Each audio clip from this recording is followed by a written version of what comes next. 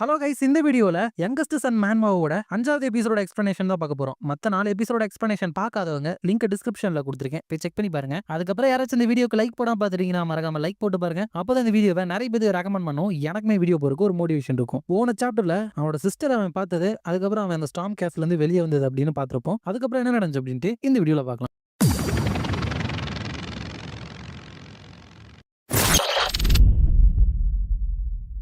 சாப்டரோட ஸ்டார்டிங்ல ஹீரோ இருந்துட்டு அவனோட மெயின் ஹவுஸ்க்கு போயிட்டு இருக்கான்ல, அப்ப வந்துட்டு வெளியே ரொம்ப பனி பெய்யுது. சோ அந்த நானி இருந்துட்டு இப்படியே போனா நம்மளால டிரான்ஸ்ஃபர் கேட்டை யூஸ் பண்ண முடியாது, அதனால ஒரு வில்லேஜ்ல தங்கிட்டு தான் போகணும் அப்படின்னு சொல்றா. பட் அப்பதான் அவங்களோட கேரேஜ் வந்து யாரும் அட்டாக் பண்றாங்க. வெளியே இருக்கிற அந்த நைட்ஸ் இருந்துட்டு நம்மள அட்டாக் பண்றாங்க, கேரேஜுக்குள்ளே இருங்க அப்படின்னு சொல்லிட்டு போறாங்க. அந்த நானி ஆக்சுவலா அவளோட பேரு வந்துட்டு கில்லி கைஸ். ஆனா அவ பாக்குறால ஒரு பொசிஷன், இப்ப நம்ம ஹீரோ பாத்துக்கிறால அந்த வேலைக்கு பேர் தான் நானி. சோ நம்ம கில்லினே கூப்பிட்டுக்கலாம் இனிமேல். கில்லி இருந்துட்டு கவலைப்படாதீங்க யங் மாஸ்டர், அவங்க 2 பேருமே 7 ஸ்டார் இருக்கிற ஒரு நைட்ஸ். வெளியே ஒரு 20 வாரியர் அதுக்கப்புறம் மெஜிஷியன் இருக்காங்க, ஆர்ச்சர்ஸும் இருக்க வாய்ப்பு இருக்கு. பட் அவங்க 2 பேரும் சண்டை போறப்ப அவங்களால எதுவுமே பண்ண முடியாது. அப்படிங்கிறப்பதான் ஹீரோக்கு ஒரு விஷயம் வந்து புரிய வந்துருது. அதனால கில்லி நம்ம சீக்கிரம் இங்க இருந்து வெளியே போய் ஆகணும். ரன் கேண்டல் ஃபேமிலியோட கார்டியன் நைட் இருந்துட்டு எப்பவுமே ரன் கேண்டலா சேர்ந்த ஒரு சைல்ட விட்டு விலகி போகவே கூடாது. சோ அவங்க 2 பேத்துல ஒருத்தனுங்க என் பக்கத்துல ஏதோ இருந்திருக்கணும். அப்படின்னா அவங்க 2 பேருமே நம்மள ஒண்ணு ஏமாத்தி இருக்கணும், இல்ல அவங்க 2 பேருமே பொய்யானவங்களா இருக்கும். இந்த கேரேஜ்ல ஏதாச்சும் டிவைஸ் இன்ஸ்டால் பண்ண வாய்ப்பு இருக்கு, ஆனா நம்ம இங்க இருந்து வெளியே போயிடலாம். அப்படிங்கிறப்ப கில்லி இருந்துட்டு எனக்கு புரிஞ்சு யங் மாஸ்டர், உங்களை ப்ரொடெக்ட் பண்ண நான் என்ன வேணாலும் பண்ணுவேன். சோ அதனால கொஞ்சம் நான் ரஃபா நடந்துக்கிட்டாலும் அதை புரிஞ்சுக்கோங்க அப்படின்னு சொல்லிட்டு அந்த கேரேஜை ஃபுல்லா உடைச்சிட்டு அவங்க வெளியே தப்பிச்சு போறாங்க. அவ போயிட்டு இருக்கப்ப அவ இருந்துட்டு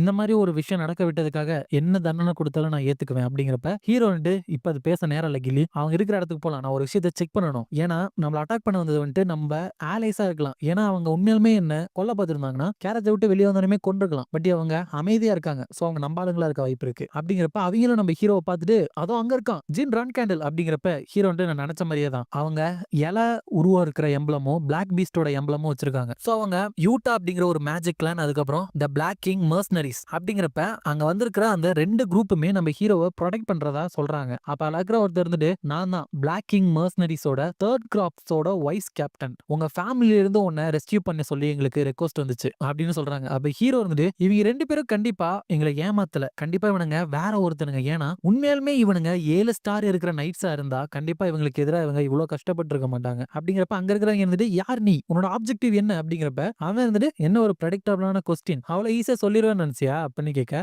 கில்லி இருந்துட்டு என்ன பண்றது யங் மாஸ்டர் அப்படின்னு கேட்க ஹீரோ இருந்துட்டு ஒருத்தனை கொன்று இன்னொருத்தனோட 2 கையை வெட்டிட்டு என்கிட்ட கூட்டிட்டு வா அப்படின்னு சொன்ன உடனேமே இவர் இருந்துட்டு உங்க உத்தரவுப்படி ஆகட்டும் அப்படின்னு சொல்லிட்டு ஸ்பீடா அவன் கிட்ட போயிட்டு அவன் ரியலைஸ் பண்றதுக்குள்ளேயே அவனோட தலையும் அவனோட உடம்பையும் அவன் வெட்டிடுறான். அதுக்கப்புறம் இன்னொருத்த வந்துட்டு அதை சுதாரிக்கிறதுக்குள்ள அவனோட ஒரு கையை வெட்டிடுறா. அதையும் அவ ரியலைஸ் பண்றதுக்குள்ள அவனோட இன்னொரு கையையுமே அவ வெட்டிடுறா. அதுக்கப்புறம் நம்ம ஹீரோ கிட்ட இழுத்துட்டு வரப்ப ஹீரோ இருந்துட்டு உன்னோட ஆப்போனன்ட்ட நீ ரொம்ப அண்டர் எஸ்டிமேட் பண்ணிட்டேன்னு நினைக்கிறேன், ஏன்னா எங்க ஃபேமிலியில சைல்ட பாத்துக்கிற நானியா மாறணும் அப்படின்னா அட்லீஸ்ட் அவங்க 7 ஸ்டார் இருக்கிற மார்ஷியல் ஆர்டிஸ்டா இருக்கணும். சோ நீ கில்லிக்கு எதிராக சண்டை போடணும் அப்படின்னு நினைச்சிருந்த அப்படின்னா, இல்ல என்ன கொல்லணும் அப்படின்னு நினைச்சிருந்தாங்கன்னா ஒரு 8 ஸ்டார் இருக்கிற நைட்ஸையாச்சும் 4 பேர் அனுப்பிச்சு வச்சிருந்திருக்கணும் அப்படின்னு சொல்றா. சோ நல்லா ஞாபகம் கைஸ், இப்ப நிறைய மேன்வால் எப்படி எஸ் ரேங்க் ஏ ரேங்க் அப்படின்னு அந்த ரேங்கை யூஸ் பண்ணுவாங்களோ அந்த மாதிரி இங்க வந்துட்டு ஸ்டாரை பேஸ் பண்ணி தான் சொல்றாங்க. நிறைய ஸ்டார் இருந்தா பயங்கரமான பவர்ஃபுல் போல. அப்ப அதுல ஒருத்தர் இருந்துட்டு என்ன சிரிப்பு காமிச்சிருக்கியா, உங்க ரன் கேண்டலோட காலகட்டம் இதோட முடிவுக்கு வரப்போகுது அப்படிங்கிறப்ப ஹீரோ வந்து நானுமே அதுக்கு தான் ஆசைப்படுறேன். இந்த ரன் கேண்டலோட காலகட்டம் முடிவுக்கு வந்து இந்த ஜின் ரன் கேண்டலோட காலகட்டம் உருவாக போகுது அப்படிங்கிறப்ப அங்க இருக்கிறவங்க இருந்துட்டு இந்த கிரேட் சிப்பல்ஸ் வாழ்க அப்படின்னு சொல்றப்ப ஹீரோ வந்து ஜிப்பல்ஸா அவங்க இந்த உலகத்தோட மறுபாதியை ஆண்டுகிட்டு இருக்கிற ஒரு மேஜிக் கிளான். எங்களோட ஃபேமிலி எப்படி ஸ்வாட்ஸ்மேன்ஷிப்ல பீக் அடைய ஆசைப்படுறோமோ அதே மாதிரி அவங்க மேஜிக்ல உச்சத்தை அடையணும் அப்படின்னு ஆசைப்படுறாங்க. 1000 வருஷத்துக்கு முன்னாடி ஃபர்ஸ்ட் பேட்ரியாக் லீடர் இருந்துட்டு இறந்ததுக்கு அப்புறம் இந்த கிளான் தான் எங்களை மேஜிக்கை யூஸ் பண்ணக்கூடாது அப்படின்னு சொல்லிட்டு ஒரு அசிங்கப்படுத்துற உறுதிமொழியை எடுக்க வச்சு எங்க மேஜிக் எல்லாத்தையுமே சீல் பண்ணி வச்சாங்க. சோ எங்களோட ஃபேமிலியும் இந்த ஜிப்பெல்ஸும் 1000 வருஷம் எனிமி அப்படின்னு நினைச்சிட்டு அப்ப நீ ஜிப்பெலோட ஃபாலோவரா, சரி கிளி இவனை தூக்கி வீசிரு, இவன் கொஸ்டின் பண்ற அளவுக்கு ஒருத்த கிடையாது அப்படின்னு சொல்லிட்டு மனசுக்குள்ள என்னதான் அவங்க பரம்பரை எதிரியா இருந்தாலும் வழக்கமா இந்த மாதிரி விஷயங்களை செய்யறதவங்களா இருந்தாலும் இன்னைக்கு இருந்தது வந்துட்டு நார்மலா நடந்தது மாதிரி தெரியல. கண்டிப்பா ஏதாச்சும் வேற ஒரு காரணம் இருக்கணும். பட் ஏதோ ஒண்ணு வியர்டா இருக்கு. என்னதான் இவங்க மாறு வேஷத்துல வந்திருந்தாலும் கில்லி மாதிரி ஒரு 7 ஸ்டார் இருக்கிற மார்ஷியல் ஆர்டிஸ்டா ஏமாத்துறது ரொம்ப கஷ்டம். ஒருவேளை இதுல அந்த ஒருத்தனுக்கும் சம்பந்தம் இருக்குமோ அப்படின்னு யாரைய பத்தி நினைக்கிறான். அதோட இந்த சாப்டர் முடியுது. நெக்ஸ்ட் சாப்டர்ல கில்லி இருந்துட்டு நீங்க சொன்ன மாதிரியே பண்ணிட்டேன் யங் மாஸ்டர் அப்படிங்கிறப்ப ஹீரோ வந்து வெல் டன் கில்லி, அதுக்கப்புறம் பிளாக் கிங் மர்சனரிஸோட வைஸ் கேப்டன் மொர்கா தான் நீங்க திசை தரப்பினதுனாலதான் எங்களால எஸ்கேப் ஆக முடிஞ்சுச்சு. சோ எங்க வீட்டுல பேசி உனக்கு நிறைய பணம் தர சொல்றேன். கேட்ட ரீச் பண்ற வரைக்கும் என்ன நல்லா பாத்துக்க அப்படிங்கிறப்ப அந்த முர்கா அப்படிங்கிறவனும் கண்டிப்பா என்னோட பெஸ்ட்டை பண்றேன் அப்படின்னு சொல்லிட்டு என்ன மாதிரியான சின்ன பையன் என்ன ரன் கேண்டல்ல சேர்ந்தவனா இருந்தாலும் இப்பதான் ஃபர்ஸ்ட் டைம் வெளியே வரான். 10 வயசு பையன் என்ன இப்படி பேசுறான். அது மட்டும் இல்லாம கொஞ்சம் முன்னாடி அவன் சொன்ன வார்த்தைங்க எல்லாமே சும்மா ஒரு குழந்தை சொல்ற வார்த்தை கிடையாது அப்படின்னு நினைச்சிட்டு இங்க பாரு எல்லாரும் கேளுங்க நம்ம கேட்டுக்கு வரைக்கும் போற வரைக்கும் தப்பா எதுவும் பேசாதீங்க புரியுதா அப்படிங்கிறப்ப அங்க இருக்கிறாங்களா என்னாச்சு பா சிம்பிளா கமெண்ட் கொடுக்குறீங்க அதை பத்திலாம் நம்ம என்ன கவலைப்பட்டிருக்கோம் அப்படிங்கிறப்ப சொல்றத செய்யுங்கடா அப்படின்னு சொல்றப்ப கில்லி இருந்துட்டு வைஸ் கேப்டன் முர்கா நம்ம இப்ப கிளம்பலாம்னு நினைக்கிறேன் அப்படிங்கிறப்ப இவரும் நம்ம வந்துட்டு கிளம்பலாம் அப்படின்னு ஒரு மாதிரி தயக்கமா சொல்றாரு. மேபி கில்லி மேல ஃபீலிங்ஸ் இருக்கலாம். அப்ப இப்ப 2 பேர் வந்தாங்கல்ல ஹீரோ கொல்றதுக்கு அவங்களை அப்படியே விடலாமான்னு கேட்க ஹீரோ வந்து ஒரு பிரச்சனை இல்ல அவங்கள உயிரோட கண்டுபிடிச்சாலும் சரி பணமா கண்டுபிடிச்சாலும் சரி அது அவங்க கூட இருக்கிற மத்தவங்களுக்கு